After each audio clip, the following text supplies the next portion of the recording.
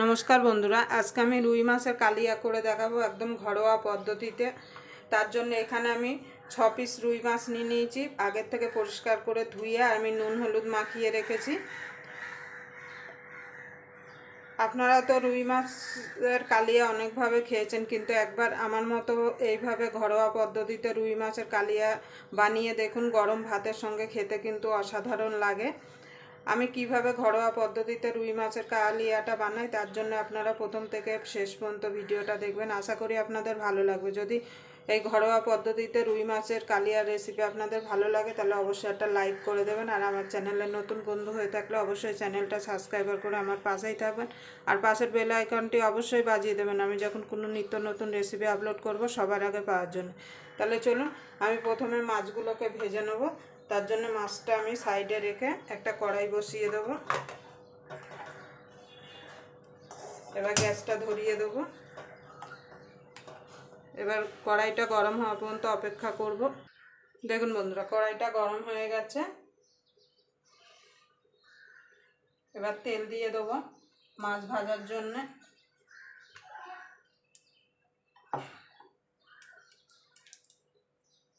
এবার তেলটা গরম হওয়া পর্যন্ত অপেক্ষা করব। দেখুন বন্ধুরা, তেলটা গরম হয়ে গেছে। এবার মাছগুলো আমি ছেড়ে দেবো।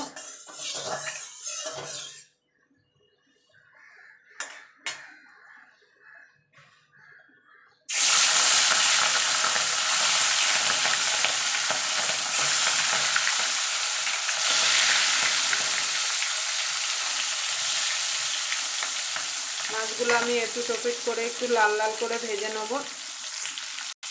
দেখুন বন্ধুরা, মাছগুলো ভাজা হয়ে গেছে। আমি এক এক করে মাছগুলো তুলে নেব। এইভাবে আমি বাকি মাছগুলো ভেজে নেব।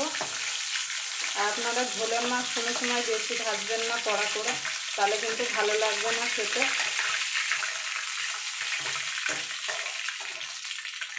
এবার বাকি মাছগুলো আমি ভেজে নেব।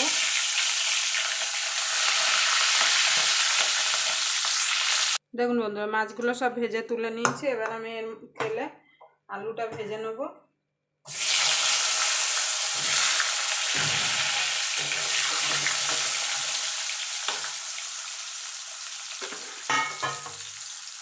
আলুর মধ্যে দিয়ে দেবো একটু নুন, একটুখানি হলুদ দিয়ে আলুটা লাল লাল করে ভেজে তুলে নেব।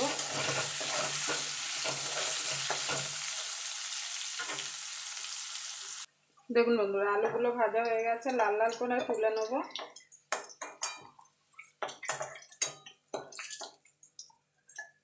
আমি বাকি রান্নাটা এই তেলেই করব। তার জন্য ফোড়নে দিয়ে দেবো 2টো তেজপাতা, কিছুটা গোটা গরম মশলা। এবার ফোড়নটা একটুখানি ভাজা ভাজা করে নেব। এবার এখানে 2টো মিডিয়াম সাইজের পেঁয়াজ গ্রেট করে রেখেছিলাম, সেটা দিয়ে দেবো। পেঁয়াজটা একটুখানি ভাজা ভাজা করে নেব।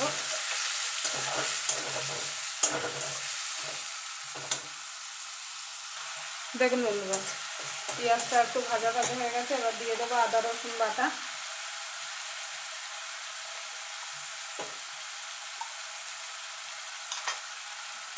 আমি আদা রসুন একসঙ্গে বেটে নিয়েছি।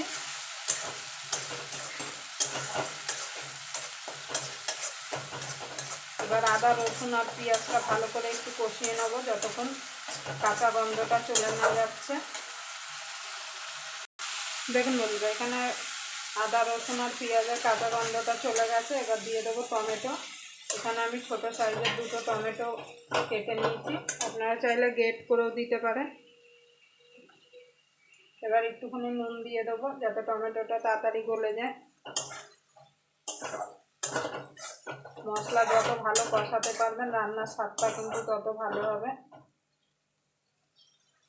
দেখুন বন্ধুরা, টমেটোটা গলে গেছে। এবার এর মধ্যে কিছু গুঁড়ো মশলা দিয়ে দেবো। হলুদ গুঁড়ো, ঝাল লঙ্কার গুঁড়ো, ঝালটা আপনাদের স্বাদ মতো দেবেন, ধনের গুঁড়ো, জিরের গুঁড়ো।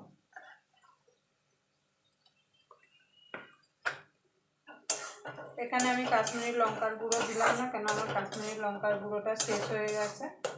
আপনাদের থাকলে আপনারা এখানে অ্যাড করতে পারেন। এবার মশলাটাকে ভালো করে কষিয়ে নেব যতক্ষণ মশলা থেকে তেল না ছেড়ে আসবে। আপনাদের যদি মশলা শুকিয়ে যায় তাহলে আপনারা একটু জল দিয়ে নিতে পারেন। দেখুন বন্ধুরা, এখানে মশলা থেকে তেল ছেড়ে এসছে। এবার আলুটা ভেজে রেখেছিলাম সেটা দিয়ে দেবো। দিয়ে ভালো করে আলুর সঙ্গে মশলাটাকে মিশিয়ে নেব।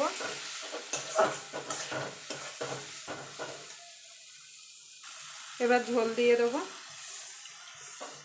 আপনারা যেমন ঝোল রাখবেন সেই বুঝে এখানে জলটা অ্যাড করবেন।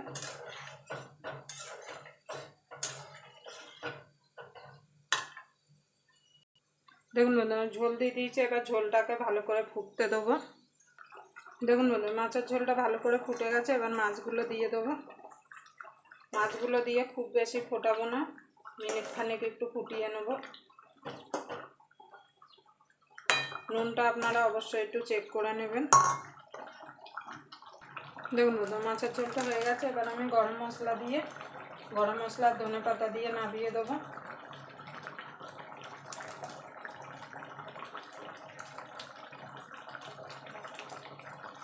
দিয়ে দেবো ধনে পাতা।